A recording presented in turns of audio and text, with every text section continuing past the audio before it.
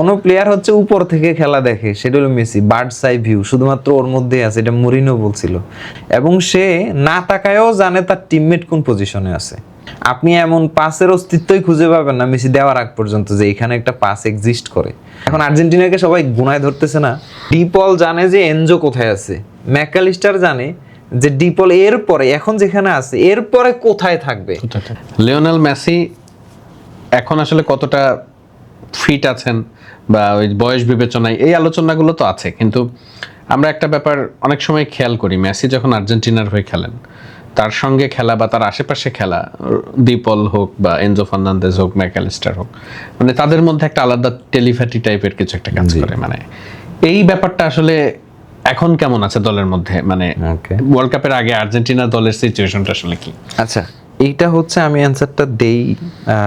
মেসিকে যারা খুব কাছ থেকে দেখছে, আপনি যদি ওদের কাউকে এই কোশ্চেনটা করেন, মানে মেসির সাথে খেলছে এরকম কাউকে, বিশেষ করে ড্যাম্বেলেকে মনে হয় 2-3 দিন আগে এই কোশ্চেনটা করা হয়েছিল, আচ্ছা, যে মেসি তো স্লো হয়ে গেছে বা বয়স শেষ হয়ে গেছে, আপনি কি মেসি ব্যাক টু ব্যাক দেখেন?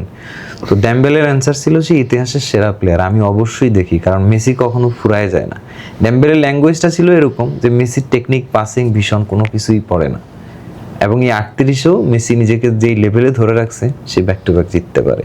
তো এই জিনিসটা ড্যাম্বেলে কিভাবে বুঝছে? কারণ ড্যাম্বেলে হচ্ছে মেসির সবচেয়ে কাছ থেকে লার্নার, ওর ক্যারিয়ারের ডেভেলপমেন্ট ওইভাবে হয়েছে যার কারণে সে একটা ব্যালন ডিওর জিতছে এবং আরেকটা ব্যালন ডিওর জিততে যাচ্ছে হয়তো।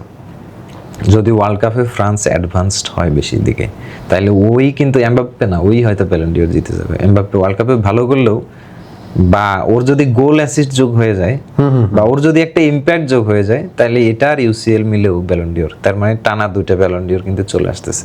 তো মেসিরে যেসব প্লেয়ার খুব কাছ থেকে দেখছে বা মেসির থেকে সরাসরি শিখছে, ইভেন নেইমারও, ওরা বিলিভ করে যে মেসির লেভেল, মেসির কম্পিটিটিভ নেচার ওরা দেখে, ওরা জানে যে মেসি হলো বর্ন কম্পিটিটর। মেসি কিন্তু নিজেও শিওর ছিল না যে 26-এ আসবে কিনা, বাট সে ওই মেন্টালিটিতে নিজের ধরে রাখছে, বর্ন কম্পিটিটিভ মেন্টালিটি, যার কারণে সেই চিন্তা করলো আমার কাছে একটা ভালো জেনারেশন আছে, আমি আগে যেটা পাই নাই, এখন এই ব্যালেন্সড জেনারেশনটা পাইছি, সো এদের সাথে যদি আমি আরেকটা বিশ্বকাপ পর্যন্ত নিজেকে ধরে রাখতে পারি একটা লেভেলে, তার মানে ইজ এ প্লাস। এখন আর্জেন্টিনাকে সবাই গুনায় ধরতেছে না, শুধুমাত্র মেসি কি 22-এর মতো আছে? 22-এ মেসির বয়স কত ছিল? 35। একজন ফরওয়ার্ড 34-এই শেষ হয়ে যায়। তো 35-এ এরকম ইনসেইন লেভেলের ক্যাম্পেইন কিভাবে দিল? তার তো তখনও স্পিড পড়ে গেছিল। কারণ মেসি কখনোই, আপনি জীবনে কখনো দেখছেন মেসি 7-8 কিলো 10 কিলো দৌড়াইছে মাঠে? না, তো ওই যে সে ফিল্ড স্ক্যান করে করে হাঁটে, সিসিটিভি ক্যামেরা ওইভাবে চলে। কোন প্লেয়ার হচ্ছে উপর থেকে খেলা দেখে, সেটা হলো মেসি, বার্ডস আই ভিউ শুধুমাত্র ওর মধ্যেই আছে, এটা মুরিনো বলছিল। যার কারণে একটা ম্যাচের সিনারিও 3 সেকেন্ড 5 সেকেন্ড আগে দেখে। আপনি এমন পাসের অস্তিত্বই খুঁজে পাবেন না মেসি দেওয়ার আগ পর্যন্ত যে এখানে একটা পাস এক্সিস্ট করে, এবং সে না তাকায়ও জানে তার টিমমেট কোন পজিশনে আছে, কারণ তার পুরা ফিল্ডটা, এবং অপোনেন্ট কোন পজিশনে আছে। তো এই ধরনের প্লেয়ার প্লে মেকিং না, এরা হলো সায়েন্টিস্ট, এর প্লে মেকিংটা হলো সায়েন্টিস্ট। সে হচ্ছে ওই যে এটাকে বলে জ্যামিতি সূত্র মেপে মেপে পাস দেয়। তো এই প্লে মেকার তো মেসি 22-এও ছিল।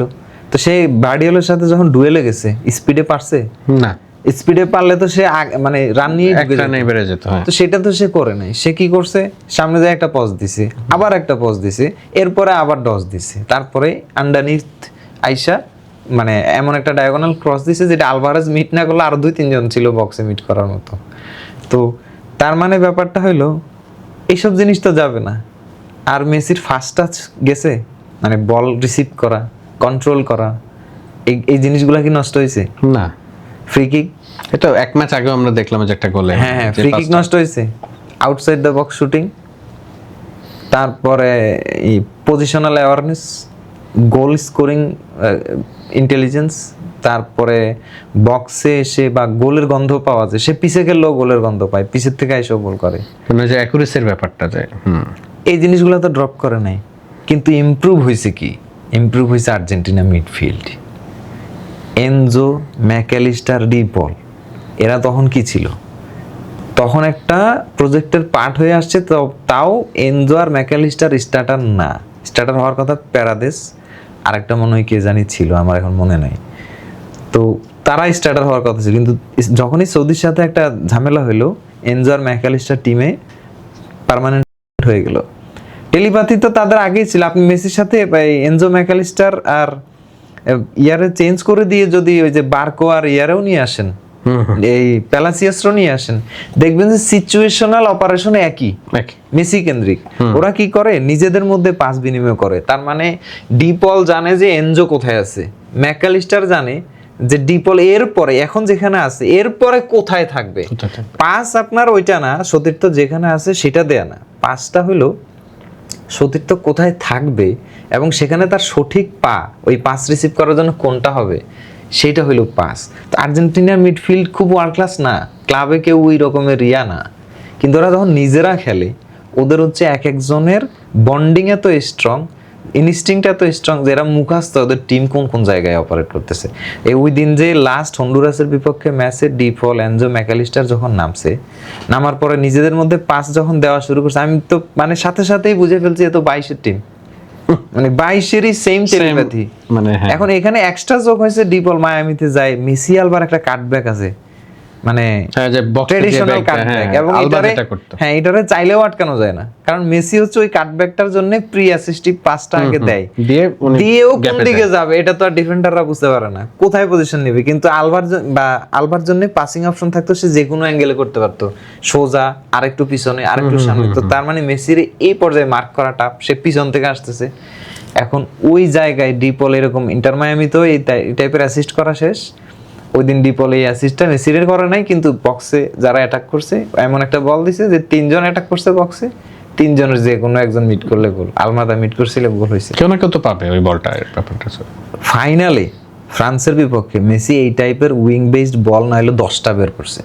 যদিও এই কানেকশন তখন বিল্ড হইতো, ফ্রান্সের সাথে পেনাল্টি শুট পর্যন্ত খেলা লাগতো না, সত্যি বলতেছি এই কথাটা। মেসি একটা ম্যাচে, সিঙ্গেল ম্যাচে এই পরিমাণ প্লে মেকিং আমি কাউরে করতে দেখি নাই। মানে ফ্রান্সের সাথে ফাইনালে যে পরিমাণ মেসি বল বের করছে ফ্রান্সের ডিফেন্সকে ছিঁড়ে, এরকম কম্প্যাক্ট ডিফেন্স সেটা কিন্তু ইম্পসিবল ব্যাপার, কিন্তু এটা মেসির পক্ষে সম্ভব। আর এই জিনিসটা ফ্রান্সও জানে বা আদার্স টিম জানে। এখন ওই যে বাংলাদেশি কিছু মানুষ আন্ডার এস্টিমেট করতেছে বা বলতেছে এরকম মেসি তো বুড়ো হয়ে গেছে, তাই না? এখন মেসি বুড়ো হইলেও মেসির মস্তিষ্ক বুড়ো হয় নাই। আর ফুটবলারদের মস্তিষ্ক যদি বুড়ো হয়, সেখানে যে জিনিসটা যোগ হয় সেটা হচ্ছে এক্সপিরিয়েন্স। মেসি আগে পেনাল্টি মিস করতো প্রচুর ক্লাবে। তো নেইমার যখন বার্সেলোনায় আসে, মেসি হচ্ছে ওই নেইমারের স্টাইলটা অ্যাডাপ্ট করে পেনাল্টি মারা শুরু করছে, একটা পজ দিয়ে পেনাল্টি মারা, মানে গোলকিপারকে লাস্ট মোমেন্টাম পর্যন্ত মেন্টালি ড্রেইন করে তারপর শট নেওয়া। এখন মেসি পাওয়ার শটও মারে, প্যানেনকাও মারে, লুজ বলও মারে, কিন্তু গোল হয়। এখন মেসির পেনাল্টি নিলে আগে আমরা টেনশনে থাকতাম মেসি ফ্যানরা যে এটা আসলে গোল হইব কি, কারণ ওর একটাই উইকনেস ছিল। এখন হচ্ছে মানে মেসি পেনাল্টি নিলে বলতে পারে যে শিওর গোল হবে। আর এমিলিয়ানো মার্টিনেজ থাকায় আর্জেন্টিনার টিমে, সে তো শর্ট স্টপার, পেনাল্টি স্টপার। মেসির পেনাল্টি আরও বেশি ইমপ্রুভ হয়েছে এই কারণে, ওর সাথে প্র্যাকটিস করে।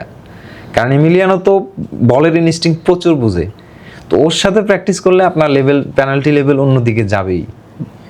আর এই কারণে হচ্ছে, আর আরেকটা জিনিস কি দেখছেন, আর্জেন্টাইন মিডফিল্ড থেকে শুরু করে ডিফেন্ডাররা সেট পিসে খুব ভালো। তার মানে ক্রিস্টিয়ান রোমেরো, ওটামেন্দি এখন এত লম্বা, সেনেসিরেও নিছে, তার মানে কর্নারে একটা গোল থ্রেট।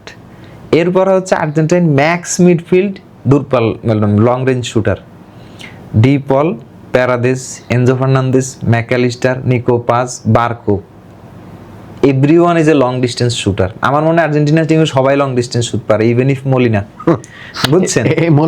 এই জিনিসটা হচ্ছে মানে বিভিন্ন টিমের জন্য, বিশেষ করে লো ব্লক টিম বা যারা জায়গা দেয় এসব টিমের জন্য এই জিনিসটা বিশাল বড় সারপ্রাইজ হইতে যাইতেছে। এই টিম এবারের বিশ্বকাপে আর্জেন্টিনা লং রেঞ্জে বড় বড় ব্যাঙ্গার মারবে।